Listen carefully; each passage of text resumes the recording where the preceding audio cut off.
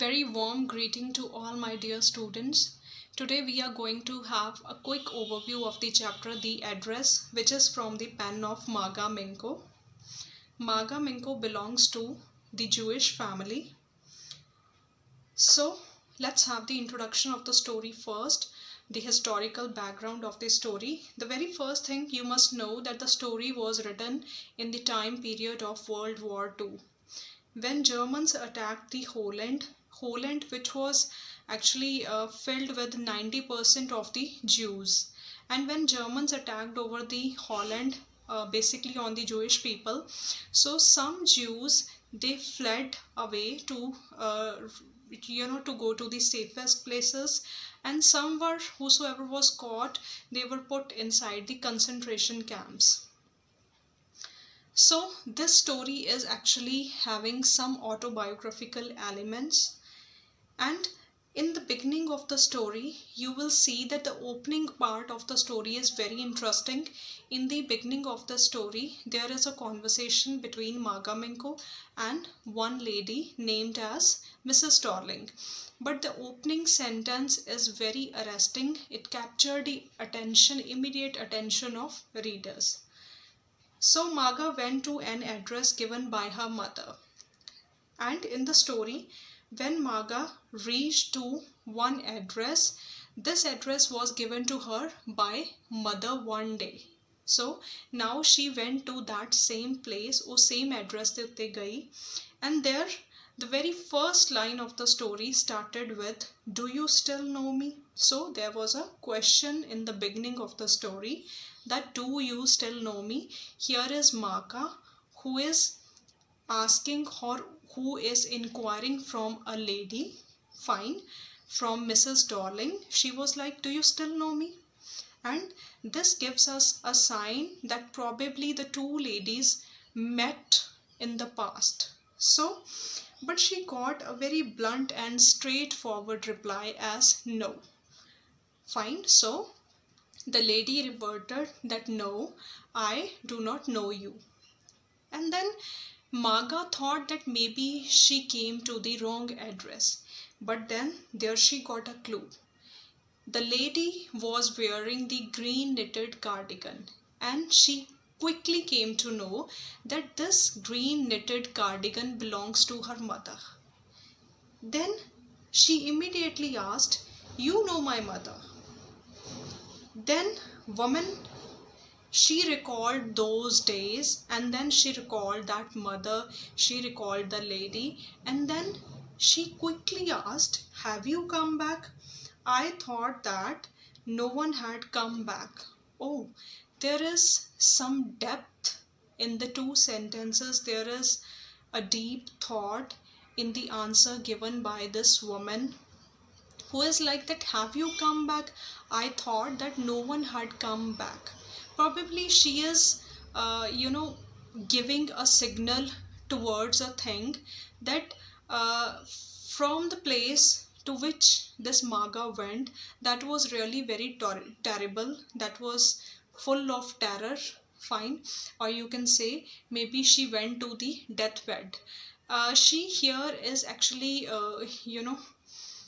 she is giving the clue of concentration camp, the life of concentration camps, fine, the concentration camps in which people were put in the time of World War II.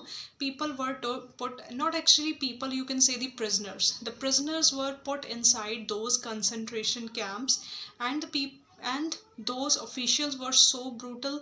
They they do all the terrible things with those prisoners, and the prisoners, they are being tortured mentally and physically till death.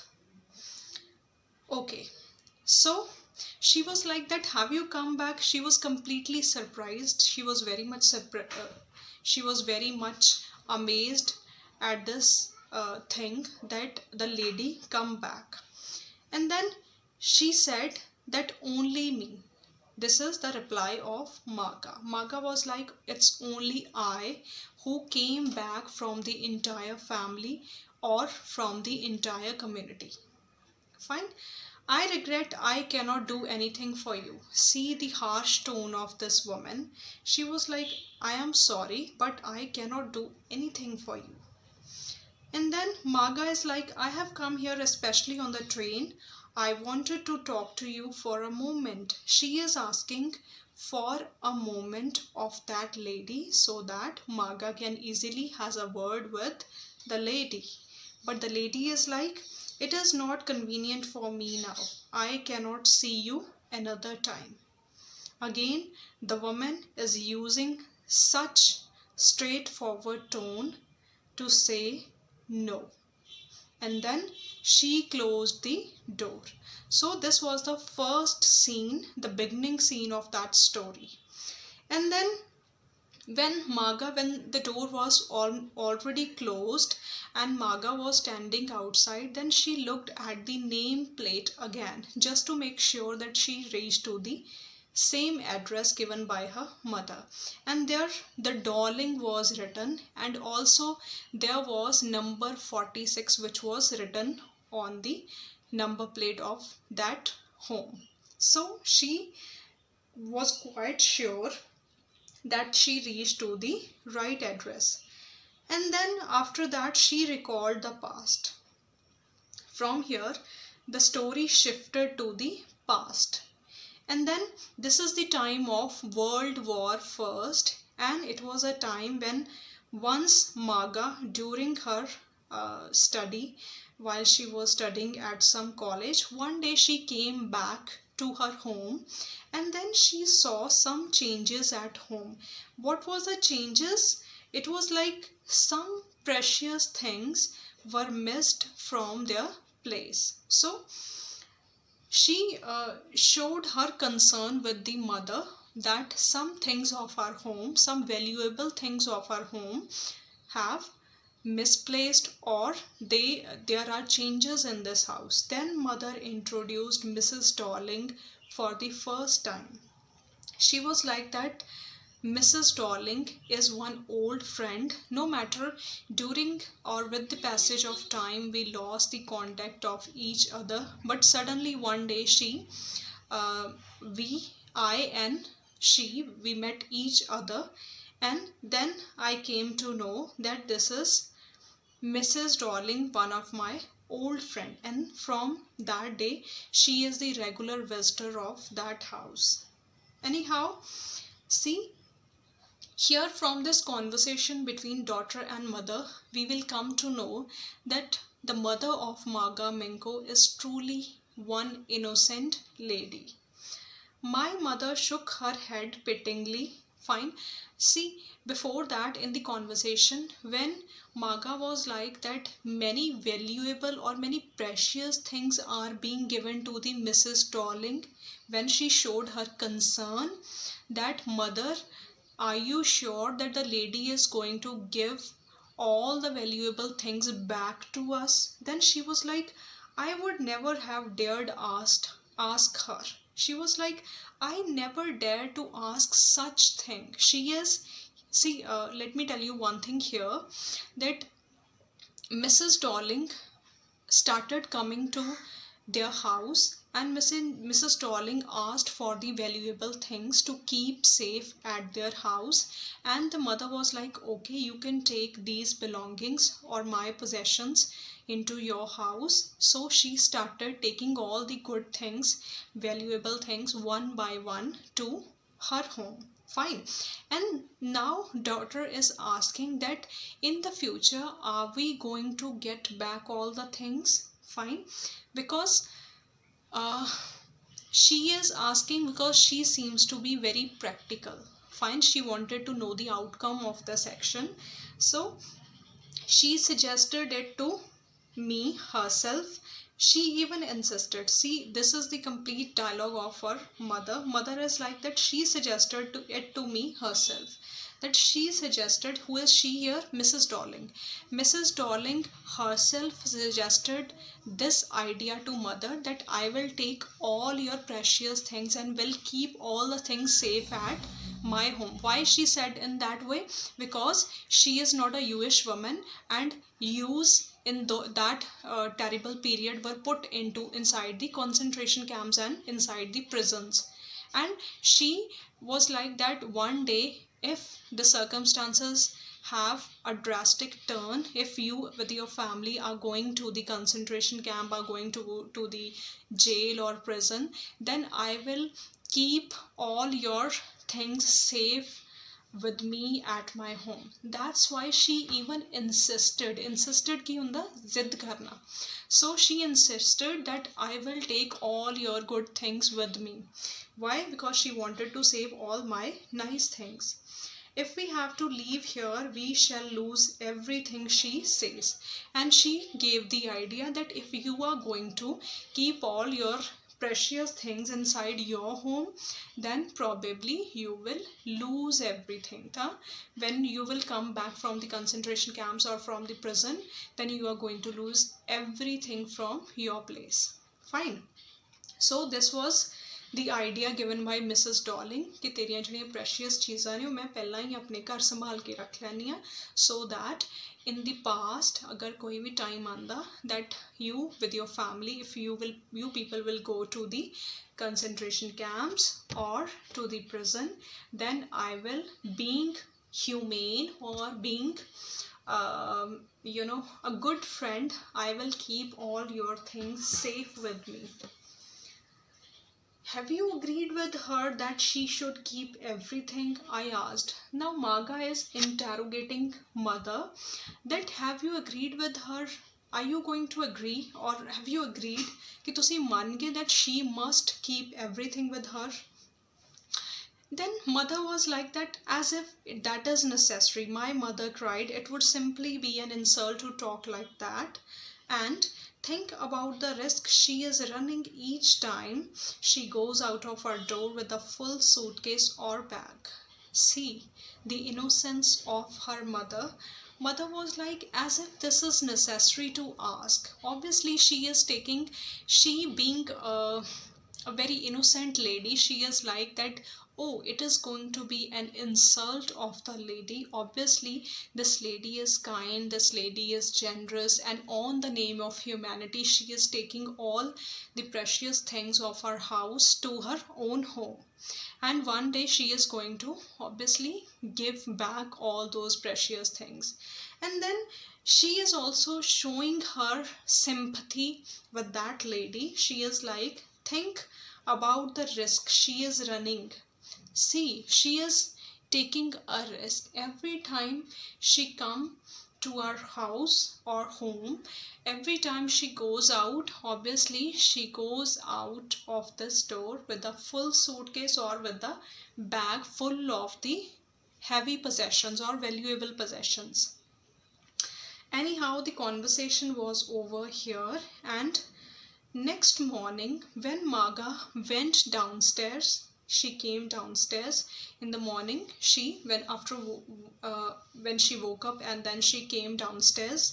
Jadon niche aayi, there was Mrs. Darling. So who was there? There was Mrs. Darling, and it was the first time mother introduced her and told Maga her address. Fine. She was like that, this is Mrs. Darling, one of my old friends, and the address of this lady is Marconi Street, number 46, and you must, and she insisted that you must remember the address.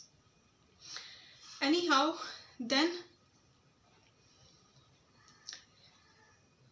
after liberation, so after this recalling of the past, then again she came back to the present time, and she wrote in the story that after the liberation is the freedom. Fine. When she was out of that concentration camps, when she was free, at first she was not interested in claiming the belongings of her house. At first she was like, I won't go anywhere, I won't ask for my property, and I won't claim those those precious possessions of my house. Why?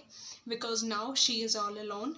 There is no family member left with her. That's why she decided not to go to that place. Fine. She already came through a terrible past. Fine.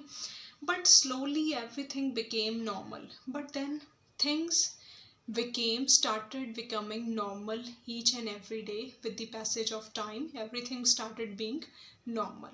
And then she decided to go for the same to go to the same place for the second time. So she paid her second visit. This time it was not the lady but the daughter who opened the door, and she informed that my mother was doing an errand. Doing an errand is gone, is she is out for some trip. Fine, क्यों हो बाहर किते घूमन गई है. So Magha saw it a good chance to enter. Obviously, this was a golden chance for Magha to enter inside the house and to see all those lovely things which belongs to her valuable past. Then she entered inside and she noticed many things of her house. First, she noted the Hanukkah. Hanukkah is like candle holder. Fine, it is a candle holder. Fine, on which there on the place of candles the candles are being kept. So this one is so antique, and this was also very cumbersome, or you can say the heavy, that the family of Magha hardly used this in their time. But this time the Mrs. Darling and her family was using this Hanukkah. Then she noticed white pot from which the daughter was pouring tea for her mother, and then she noticed some silver spoons. She also noticed the cutlery. In room, things were arranged in a very tasteless manner.